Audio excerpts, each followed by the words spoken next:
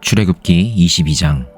어떤 사람이 소나 양을 도둑질하여 그것을 잡거나 팔면 그는 소 한 마리에는 소 5마리로, 양 한 마리에는 양 4마리로 갚아야 한다. 밤에 도둑이 몰래 들어온 것을 알고서 그를 때려서 죽였을 경우에는 죽은 사람에게 살인죄가 없다. 그러나 해가 뜬 다음에 이런 일이 생기면 그에게 살인죄가 있다. 훔친 것은 반드시 물어내야 한다.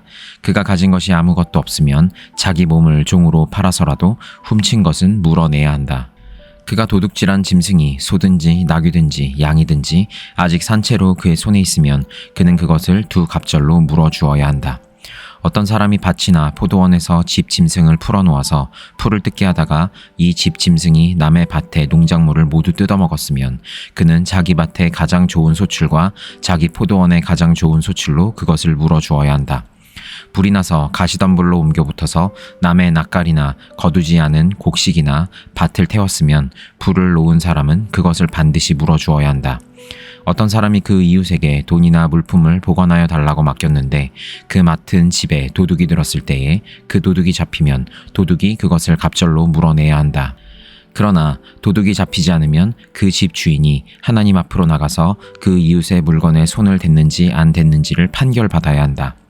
소든지 나귀든지 양이든지 의복이든지 그 밖에 어떤 분실물이든지 그것을 서로 자기 것이라고 주장하는 사건이 생기면 양쪽 다 하나님 앞으로 나아가야 하며 하나님께 유죄 판결을 받은 사람은 그 상대방에게 갑절로 물어주어야 한다. 어떤 사람이 그 이웃에게 나귀든지 소든지 양이든지 그 밖에 어떤 집 짐승이든지 무엇이든지 지켜달라고 맡겼는데 그것이 죽거나 다치거나 아무도 모르게 없어졌으면 그것을 맡은 사람이 이웃의 짐승을 가로채지 않았음을 주 앞에서 맹세함으로써 둘의 옳고 그름을 가려야 한다. 이 경우에 그 임자가 맹세를 받아들이면 그는 물어내지 않아도 된다. 그러나 도둑 맞은 것이 확실하면 그는 그 임자에게 도둑 맞은 것을 물어주어야 한다.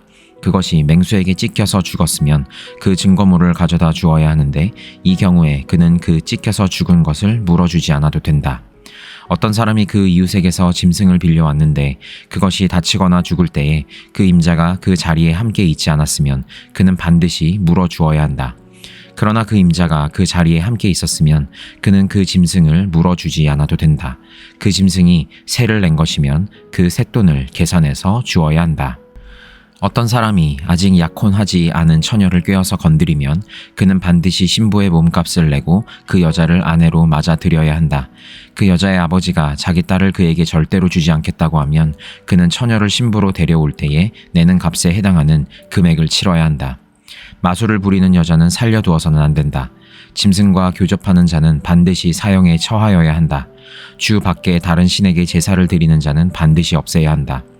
너희는 너희에게 몸붙여 사는 나그네를 학대하거나 억압해서는 안 된다. 너희도 이집트 땅에서 몸붙여 살던 나그네였다.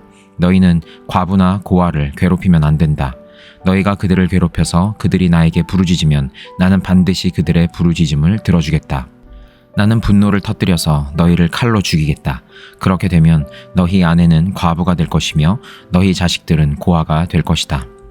너희가 너희 가운데서 가난하게 사는 나의 백성에게 돈을 꾸어 주었으면 너희는 그에게 빚쟁이처럼 재촉해서도 안 되고 이자를 받아도 안 된다.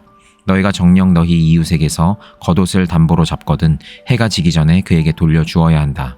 그가 덮을 것이라고는 오직 그것뿐이다. 몸을 가릴 것이라고는 그것밖에 없는데 그가 무엇을 덮고 자겠느냐. 그가 나에게 부르짖으면 자애로운 나는 들어주지 않을 수 없다.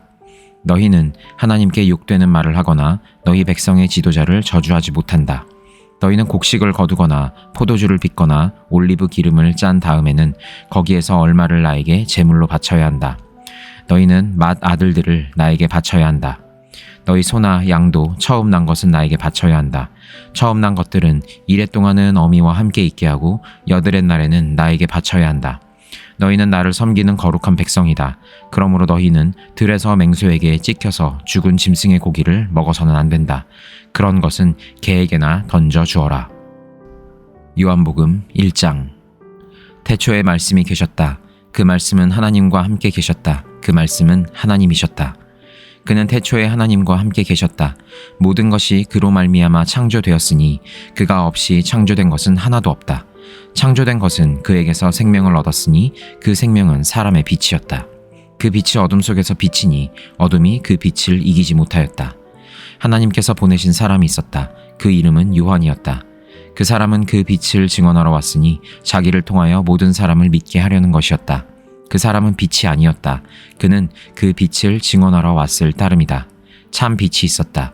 그 빛이 세상에 와서 모든 사람을 비추고 있다. 그는 세상에 계셨다. 세상이 그로 말미암아 생겨났는데도 세상은 그를 알아보지 못하였다.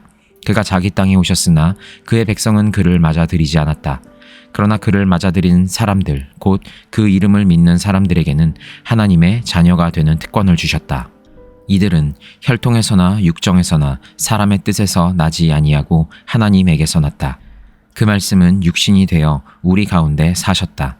우리는 그의 영광을 보았다. 그것은 아버지께서 주신 외아들의 영광이었다. 그는 은혜와 진리가 충만하였다. 요한은 그에 대하여 증언하여 외쳤다. 그분이 내가 말씀드린 바로 그분입니다. 내 뒤에 오시는 분이 나보다 앞서신 분이라고 말씀드린 것은 이분을 두고 말한 것입니다. 그분은 사실 나보다 먼저 계신 분이기 때문입니다. 우리는 모두 그의 충만함에서 선물을 받되 은혜에 은혜를 더하여 받았다. 율법은 모세를 통하여 받았고 은혜와 진리는 예수 그리스도로 말미암아 생겨났다. 일찍이 하나님을 본 사람은 아무도 없다. 하나님의 품속에 계신 외아들이신 하나님께서 하나님을 알려주셨다.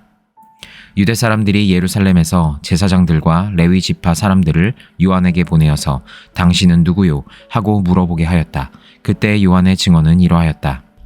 그는 거절하지 않고 고백하였다. 나는 그리스도가 아니요 하고 그는 고백하였다. 그들이 다시 요한에게 물었다. 그러면 당신은 누구란 말이요? 엘리야요? 요한은 아니요 하고 대답하였다. 당신은 그 예언자요? 하고 그들이 물으니 요한은 아니요 하고 대답하였다. 그래서 그들이 말하였다. 그러면 당신은 누구란 말이요? 우리를 보낸 사람들에게 대답할 말을 좀 해주시오. 당신은 자신을 무엇이라고 말하시오?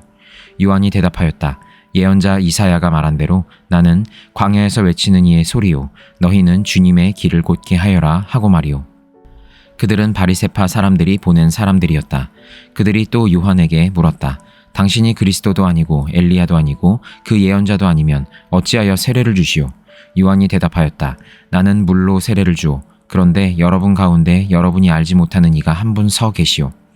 그는 내 뒤에 오시는 분이지만 나는 그분의 신발끈을 풀 만한 자격도 없소. 이것은 요한이 세례를 주던 요단강 건너편 베다니에서 일어난 일이다. 다음날 요한은 예수께서 자기에게 오시는 것을 보고 말하였다. 보시오, 세상 죄를 지고 가는 하나님의 어린 양입니다. 내가 전에 말하기를 내 뒤에 한 분이 오실 터인데 그분은 나보다 먼저 계시기에 나보다 앞서신 분입니다 한 적이 있습니다. 그것은 이분을 두고 한 말입니다. 나도 이분을 알지 못하였습니다. 내가 와서 물로 세례를 주는 것은 이분을 이스라엘에게 알리려고 하는 것입니다. 요한이 또 증언하여 말하였다. 나는 성령이 비둘기같이 하늘에서 내려와서 이분 위에 머무는 것을 보았습니다. 나도 이분을 몰랐습니다. 그러나 나를 보내어 물로 세례를 주게 하신 분이 나에게 말씀하시기를 성령이 어떤 사람 위에 내려와서 머무는 것을 보거든 그가 바로 성령으로 세례를 주시는 분임을 알아라 하셨습니다. 그런데 나는 그것을 보았습니다. 그래서 나는 이분이 하나님의 아들이라고 증언하였습니다. 다음날 요한이 다시 자기 제자 두 사람과 같이 서 있다가 예수께서 지나가시는 것을 보고서 보아라 하나님의 어린 양이다 하고 말하였다. 그 두 제자는 요한이 하는 말을 듣고 예수를 따라갔다. 예수께서 돌아서서 그들이 따라오는 것을 보시고 물으셨다. 너희는 무엇을 찾고 있느냐? 그들은 랍비님 어디에 묵고 계십니까? 하고 말하였다. 랍비는 선생님이라는 말이다. 예수께서 그들에게 대답하셨다. 와서 보아라. 그들이 따라가서 예수께서 묵고 계시는 곳을 보고 그날을 그와 함께 지냈다. 때는 오후 4시쯤이었다. 요한의 말을 듣고 예수를 따라간 두 사람 가운데 한 사람은 시몬 베드로와 형제간인 안드레였다. 이 사람은 먼저 자기 형 시몬을 만나서 말하였다. 우리가 메시아를 만났소. 메시아는 그리스도라는 말이다. 그런 다음에 시몬을 예수께로 데리고 왔다. 예수께서 그를 보시고 말씀하셨다. 너는 요한의 아들 시몬이로구나. 앞으로는 너를 게바라고 부르겠다. 게바는 베드로 곧 바위라는 말이다. 다음날 예수께서 갈릴리로 떠나려고 하셨다. 그때 빌립을 만나서 말씀하셨다. 나를 따라오너라. 빌립은 벳세다 출신으로 안드레와 베드로와 한 고향 사람이었다. 빌립이 나다나엘을 만나서 말하였다.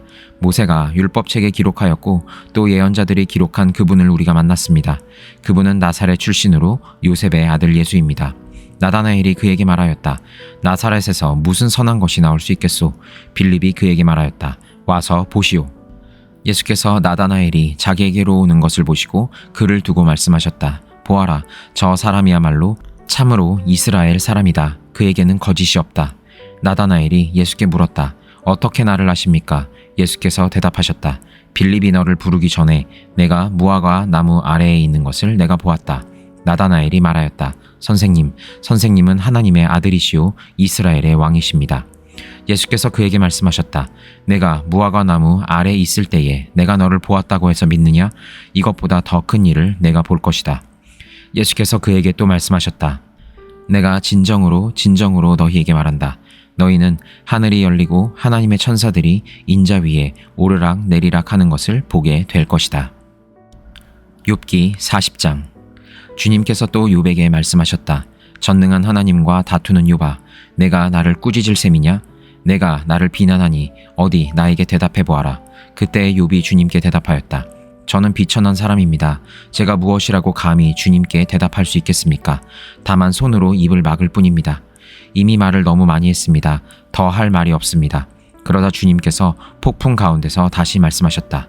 이제 허리를 동이고 대장부답게 일어서서 내가 묻는 말에 대답하여라.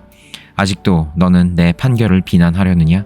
내가 자신을 옳다고 하려고 내게 잘못을 덮어 씌우려느냐? 내 팔이 하나님의 팔만큼 힘이 있느냐? 내가 하나님처럼 천둥소리 같은 우렁찬 소리를 낼 수 있느냐? 어디 한번 위엄과 존귀를 갖추고 영광과 영화를 갖추고 교만한 자들을 노려보며 내 끓어오르는 분노를 그들에게 쏟아내고 그들의 기백을 꺾어보아라. 모든 교만한 자를 살펴서 그들을 비천하게 하고 악한 자들을 그 서 있는 자리에서 짓밟아서 모두 땅에 묻어보아라. 모두 얼굴을 천으로 감아서 무덤에 뉘어보아라. 그렇게만 할 수 있다면 나는 너를 찬양하고 내가 승리하였다는 것을 내가 인정하겠다. 베헤못을 보아라. 내가 너를 만든 것처럼 그것도 내가 만들었다. 그것이 소처럼 풀을 뜯지만 허리에서 나오는 저 억센 힘과 배에서 뻗쳐나오는 저 놀라운 기운을 보아라. 꼬리는 백향목처럼 뻗고 넓적다리는 힘줄로 단단하게 감쌌다. 뼈대는 노처럼 강하고 갈비뼈는 쇠 빗장과 같다. 그것은 내가 만든 피조물 가운데서 으뜸가는 것, 내 무기를 들고 다니라고 만든 것이다. 모든 들짐승이 즐겁게 뛰노는 푸른 산에서 자라는 푸른 풀은 그것의 먹이다. 그것은 연꽃잎 아래에 눕고 갈대밭 그늘진 곳이나 늪 속에다가 몸을 숨긴다. 연꽃잎 그늘이 그것을 가리고 냇가의 버드나무들이 그것을 둘러싼다. 강물이 넘쳐도 놀라지 않으며 요단강에 물이 불어서 입에 차도 태어나다. 누가 그것에 눈을 감겨서 잡을 수 있으며 누가 그 코에 갈고리를 꿰을 수 있느냐. 고린도 후서 10장. 나 바울은 그리스도의 온유하심과 관대하심을 힘입어서 여러분을 권면합니다. 내가 얼굴을 마주 대하고 있을 때에는 여러분에게 유순하나 떠나 있을 때에는 여러분에게 강경하다고들 합니다. 내가 여러분에게 청하는 것은 내가 가서 여러분을 대할 때에 강경하게 대해야 할 일이 없게 해달라는 것입니다. 그러나 우리가 육정을 따라서 처신한다고 여기는 사람들에게는 나는 확신을 가지고 담대하게 대하려고 생각합니다. 우리가 육신을 입고 살고 있습니다마는 육정을 따라서 싸우는 것은 아닙니다. 싸움에 쓰는 우리의 무기는 육체의 무기가 아니라 하나님 앞에서 견고한 요새라도 무너뜨리는 강력한 무기입니다. 우리는 궤변을 무찌르고 하나님을 아는 지식을 가로막는 모든 교만을 쳐부수고 모든 생각을 사로잡아서 그리스도께 복종시킵니다. 그리고 여러분이 온전히 순종하게 될 때에는 우리는 모든 복종하지 않는 자를 처벌할 준비가 되어 있을 것입니다. 여러분은 겉모양만 봅니다. 누구든지 자기가 그리스도께 속한 사람이라고 확신한다면 자기가 그리스도께 속한 사람인 것과 같이 우리도 그리스도께 속한 사람이라는 것을 다시 한번 스스로 명심해야 할 것입니다. 주님께서 우리에게 주신 권위를 내가 좀 지나치게 자랑했다고 하더라도 그 권위는 주님께서 여러분을 넘어뜨리라고 주신 것이 아니라 세우라고 주신 것이므로 나는 부끄러울 것이 없습니다. 나는 편지로 여러분에게 겁을 주려고 하는 것처럼 보이고 싶지는 않습니다. 바울의 편지는 무게가 있고 힘이 있지만 직접 대할 때에는 그는 약하고 말 주변도 변변치 못하다 하고 말하는 사람들이 있습니다. 이런 사람들은 우리가 떠나 있을 때에 편지로 쓰는 말과 함께 있을 때에 행하는 일 사이에는 아무런 차이가 없다는 것을 알아야 합니다. 우리는 자기를 내세우는 사람들과 같은 부류가 되려고 하거나 그들과 견주어 보려고 하지 않습니다. 그러나 그들은 자기를 척도로 하여 자기를 재고 자기를 기준으로 하여 자기를 견주어 보고 있으니 어리석기 짝이 없습니다. 우리는 마땅한 정도 이상으로 자랑을 하려고 하지 않습니다. 우리가 여러분에게까지 다다른 것도 하나님께서 우리에게 정하여 주신 한계 안에서 된 일입니다. 그러므로 우리는 여러분에게로 가지 못할 사람이 아닙니다. 우리가 여러분에게까지 가서 그리스도의 복음을 전한 것은 한계를 벗어나서 행동한 것이 아닙니다. 우리는 주제넘게 다른 사람들이 수고한 일을 가지고 자랑하려는 것이 아닙니다. 다만 바라는 것은 여러분의 믿음이 자람에 따라 우리의 활동 범위가 여러분 가운데서 더 넓게 확장되는 것입니다. 우리는 여러분의 지역을 넘어서 복음을 전하려는 것이요, 남들이 자기네 지역에서 이미 이루어 놓은 일을 가지고 자랑하려는 것이 아닙니다. 자랑하려는 사람은 주님 안에서 자랑해야 합니다. 참으로 인정을 받는 사람은 스스로 자기를 내세우는 사람이 아니라 주님께서 내세워 주시는 사람입니다.